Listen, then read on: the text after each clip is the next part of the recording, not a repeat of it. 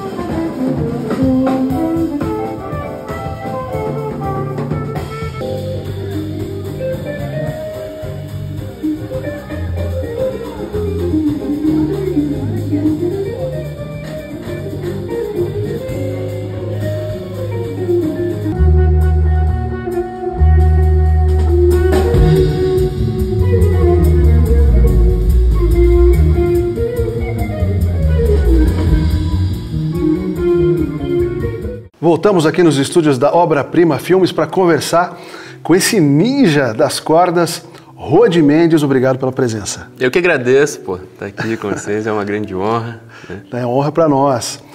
Rodi Mendes, ele que é um super guitarrista, então faixa preta, e já começo perguntando como é que você começou na música e você é da onde? Cara, eu nasci aqui em Curitiba mesmo, né, e eu comecei com 5 anos de idade. Na época, o meu pai começou a tocar sax, né? Não veio de uma família de músicos, mas é uma família muito musical. Então, a música sempre esteve presente na minha casa, com discos, indo de música gaúcha até jazz, assim, né?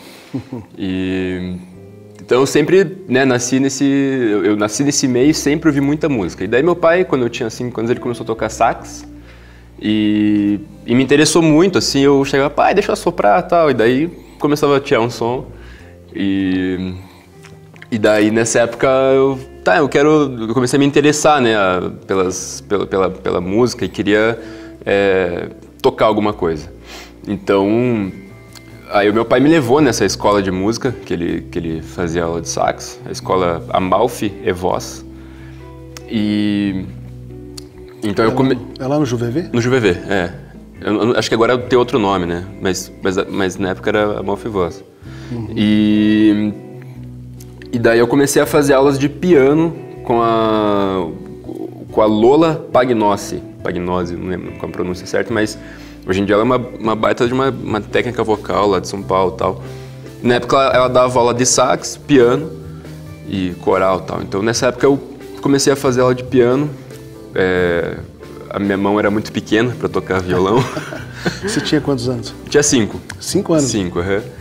E daí no meu aniversário, para 6 anos, a minha avó me deu um violãozinho. Tá lá em casa até hoje, esse violão aí, de vez em quando eu toco ele. E daí eu comecei a fazer aulas, eu ia para aula de piano com um violão nas costas. E daí a Lola me ensinava alguns acordes ali no final da aula de piano, né? Certo. Então, daí nesse período foi quando eu tive meu primeiro contato com o violão, né? E sempre tirando coisas de ouvido, das revistinhas também que tinha, né, de MPB e tal. Mas foi nesse mix. Aí depois de um tempo fui para as aulas de guitarra mesmo. Mas o piano, então, você deixou de lado. Por que será? Eu acho que na época ali me interessou mais a guitarra, assim. Eu acho que eu gostava mais esteticamente, e eu acho que o fato de poder transportar um instrumento para qualquer lugar, assim, eu sempre gostei de andar com o violão nas costas, né? Sim, piano fica um pouco mais difícil. Nas costas já não dá. Então, eu tinha o teclado ali e tal, tocava um pouco, assim, mas me interessou. Eu acho que questão de tanto estética quanto o som, assim, o violão me interessou mais, as levadas, a questão dos solos. Na época também eu estava ouvindo bastante rock, né? Então eu acho que fui para esse lado meio que foi natural, assim. E como é que foi a participação de Emanuel Bá, Thiago do Espírito Santo, Djalma Lima aí nesse início? Então... E o Fábio Rez, você já conhecia essa época também ou foi depois? Não, o Fábio foi depois. Ele não era teu vizinho nessa época? Acho que ele sempre foi meu vizinho, mas eu conheci ele depois, assim, mas... desses nomes aí, o primeiro, né, o principal é o Emanuel Bá, que eu fiz aulas de música, né, aulas de guitarra e um pouco de coral e tal, nessa escola de música até os 12 anos. Aí quando eu tinha 12 anos, eu queria, né, ampliar ali o meu, assim, ter mais aulas, aprofundar mais, ir para outras áreas, né. Já tinha feito uma oficina de música com o Victor Biglione, quando eu tinha 11 anos, e daí quando eu fiz 12, aí rolou assim, meu pai descobriu que tinha um professor vindo da Berklee, que estava aí dando aula pra galera, aí era o Emanuel Bá. Uhum. E aí a gente descobriu onde ele estava, assim, né, ele tocava na igreja, aí a gente foi nesse culto que ele estava tocando e daí no final do culto a gente chegou e meu pai, pô, eu quero botar o moleque aí pra fazer aula com você e tal. Aí daí ele, né, muito educado e tal, mas falou, pô, bicho, desculpa aí, mas eu não, hoje em dia eu não tô dando aula pra criança e tal, né, porque o foco dele era outro. Daí meu pai insistiu na cara de pau ali, insistiu. Aí ele, tá bom, semana que vem vai lá no meu estúdio pra fazer uma prova. Aí... Teu pai sempre participante aí da carreira. E daí chegou no dia da prova lá, a gente foi no estúdio e tal, daí, pô... E eu meio que liguei o modo automático ali e tal, nem sabia, né, a dimensão disso e tal. Mas daí cheguei lá, fiz a prova, passei, daí ele, tá bom, você vai ser meu aluno aí. E acabou que foi legal, assim, porque daí ao mesmo tempo que eu era o aluno mais novo, eu fui um dos primeiros alunos que ele teve quando ele chegou da Berklee, né? Uhum. Então, e daí eu fiquei com o Emanuel, cara, tendo aula até os 18, eu acho, assim. Daí esse período com ele foi muito rico pra mim, porque eu fazia aula de guitarra com ele na segunda, terça e quinta fazia aula de teoria musical numa turma lá, com ele, né, de professor. Quarta, fazia aula de um curso que ele tinha junto com o André Hernandes, que é um guitarrista, ex-guitarrista do Angra, que era um curso de Jazz Fusion. Sexta-feira era Jam Session no estúdio dele e no sábado prática em conjunto. Então, porra... Olha só, formação bem embasada então. Essa foi a minha faculdade ali, né? Então, pô, bicho, fiquei um tempão fazendo isso, né? Então foi um período muito rico e, nossa, eu devo muito, assim, a introdução, a improvisação é o Emanuel, assim, cara.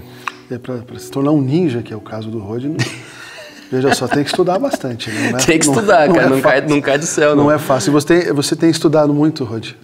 Cara... Ou tem estudado, não muito, como é que funciona? Eu gosto muito de estudar, né, de estar com o instrumento na mão, assim. Eu acho que a gente tem um período, né, de... Assim, quem vai para esse lado da improvisação, né, da música instrumental, um lado, assim, ou qualquer lado profissional do instrumento, eu acho que tem um período que a gente tem que mergulhar no estudo, né? O período que a gente conseguir, e quanto mais novo, melhor, porque depois, né, vem outras responsabilidades, tem que ter outros trabalhos e tal. Então, assim, tem um período na nossa vida que eu acho que a gente tem que, praticar 10 horas, sabe? O máximo que você conseguir, né? Porque depois não vai dar mais tempo, né? Então... a chance de ter tempo diminui, né? Então, hoje em dia, claro que quando eu tenho tempo, eu, né, me foco ao máximo ali, tento entrar num estado... Eu acho também, Rod, que você vencer essas etapas, digamos, mais técnicas, né, mais mecanizadas, às vezes, é tão bom ser antes, né, porque você consegue aproveitar dessas etapas mais artísticas já mais cedo, né? Sim, e acho que resolver o que você quer antes, assim, né, não, quero ser um improvisador, quero tocar esse tipo de música e beleza, vou mergulhar nisso. O que influenciou? Você falou que fez rock, você me falou também que já tocou nas igrejas. Sim. Como é que você chegou até aqui? Cara, esse período com o Emanuel, né, então, voltando aí, né, nesse início com ele aí, Era um período que eu tocava muito rock, assim, sempre gostei muito de Kiss, por exemplo. Ficava imitando, os caras me pintavam e tal. Então sempre foi uma referência, e até hoje eu gosto, cara. Direto ouço as músicas dos caras e tal. Mas daí, na primeira oficina de música que eu fiz, que foi antes de fazer com o Manuel, o Vitor Biglione me apresentou algumas coisas da guitarra brasileira.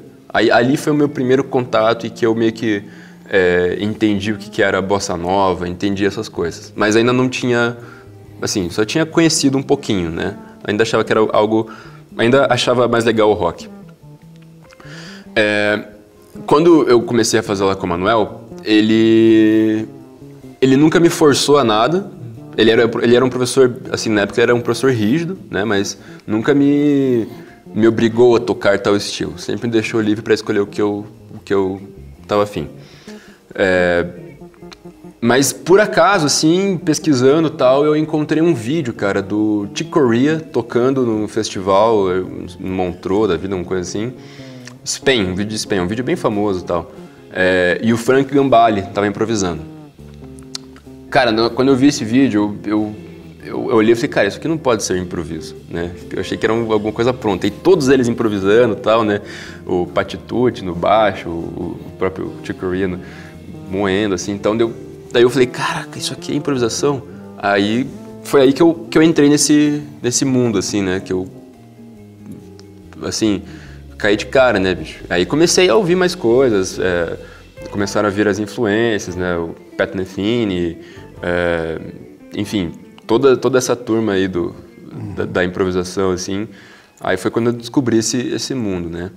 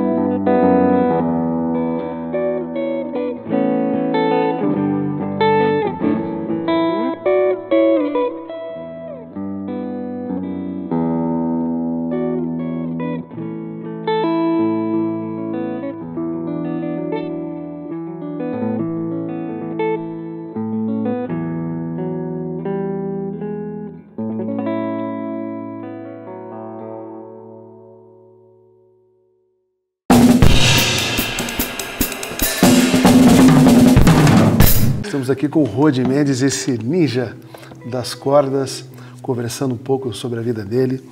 E o pessoal que não é de Curitiba, talvez não conheça, mas é um festival muito conhecido no Brasil todo, um dos maiores festivais aqui de teatro do Brasil, que chama Festival de Curitiba hoje. E Rody participa lá, né? Como é que você participou, Rody, desse festival? Esse festival eu participei de duas formas, assim. Primeiro que é um festival lindo, né? Que acontecem 7 festivais dentro dele. E tem, né, o festival de teatro, o festival, o Risorama, o Gastronomix, enfim, uma gama de subdivisões ali que movem a nossa cultura, né? Então é um festival muito importante assim, para a cidade. E eu tive a felicidade de participar de 2 formas nesse festival. Primeiro foi que eu fiz a trilha do festival, né? Fiz a vinheta que circulou aí na TV e na rádio e tal, então foi um trabalho muito legal. E fiquei muito feliz de participar desse jeito, porque direto a trilha ali e tal. Muito legal, muito bacana. E a outra participação foi que eu toquei no Gastronomix com o meu trio, né, o Rody Mendes Trio. E também foi muito legal, que a gente foi um festival muito lindo, assim, que mistura gastronomia e música, né. Dividi o line com o Arismar do Espírito Santo, então não é todo dia que a gente divide um line assim com ele. Sim. E foi muito legal, cara, foi um dia muito bacana, assim, muito grande, assim, sabe, palco bonito, várias pessoas escutando as músicas ali, interessadas, né, então foi muito bacana, assim. E o pessoal foi conferir, então, o público Curitiba aprecia muito, então, o festival. Sim, é um festival que tem uma adesão bem grande, assim, porque eu acho que vem muito de quem faz o festival, né? É a Parnax, né? Que é uma produtora que é muito interessada na promoção da cultura, tem pessoas lindas que trabalham ali dentro e tal, então eles... eu acho que esse interesse vem não só do público, mas de quem promove o festival, né? E não é à toa que tá aí, não sei, tantos anos aí, tá... Que legal. Parabéns aí para a Parnax. E como é que foi a produção, Rody, do clipe A Espera? Cara, foi um negócio muito legal. Foi um grande acontecimento aí no ano passado, né, que rolou assim. Eu fiquei muito... Primeiro, eu preciso falar de quem fez essa ponte, que foi, né, a Cami Aguiar, produtora. E... É sua produtora? Isso. E minha namorada também. Mas... Junta uma conveniência muito boa. Né? Muito. Facilita, né? Inclusive, ela está aqui do nosso lado, tá conferindo tudo. Tem que participar aí também. Né? E, bom, mas assim, né? Realmente, cara, foi um trabalho incrível que a gente fez, e principalmente ela, né? Ela fez a ponte com toda a equipe.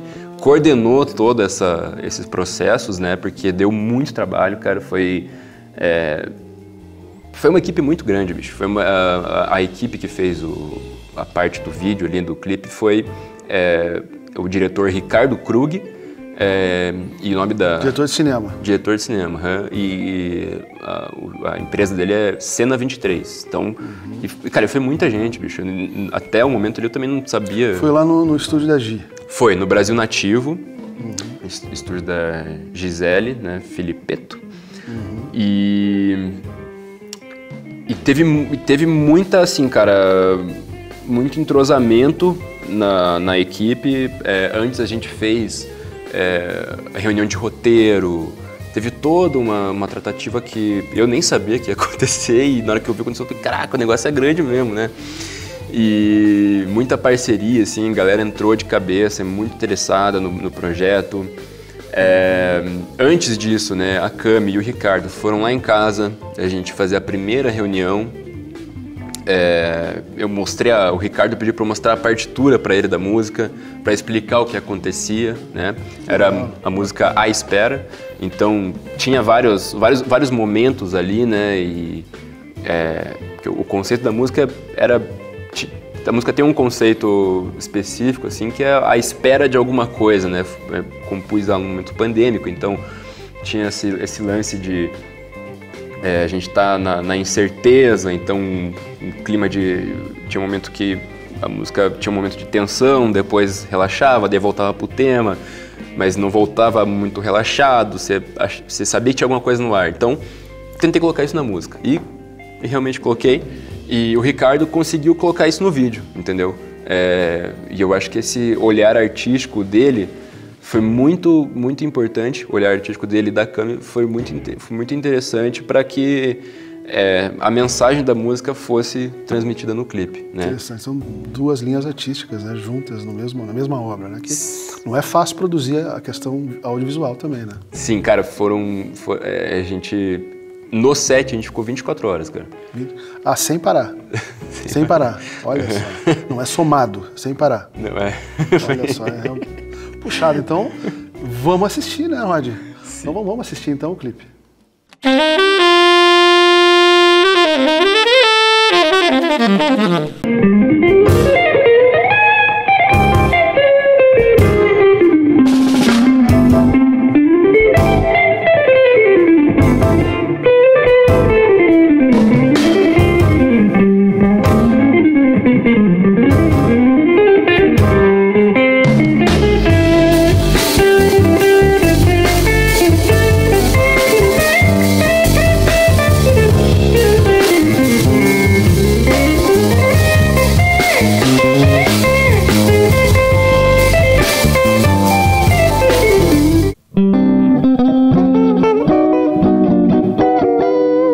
Rod, conta pra nós aí como é que é o trio com o seu nome, o trio Rod Mendes.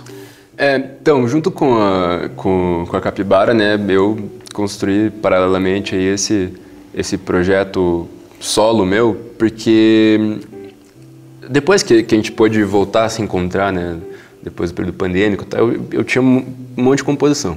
Sempre gostei de compor, né, componho muito hoje em dia e tal, e daí a gente juntei, né, o Igor Loureiro, Marcelo Farias na bateria, Matheus Dias no piano, pra gente fazer estudar alguns temas de jazz e tocar as minhas músicas, né. Com isso, daí, né, eu comecei a desenvolver as músicas, a gente ficou um tempão tocando minhas músicas, gravamos meu disco, né, o Casas da Vida, e daí assim a gente começou a se apresentar e tal. Fizemos o lançamento do disco e tal. Só que eu sempre gostei muito do formato de trio, cara. O formato de trio pra mim é o que resolve, assim. Então, eu tenho hoje em dia me apresentado muito também com o Marcelo e com o Igor, né? Quando eles não podem, a gente chama algum sub.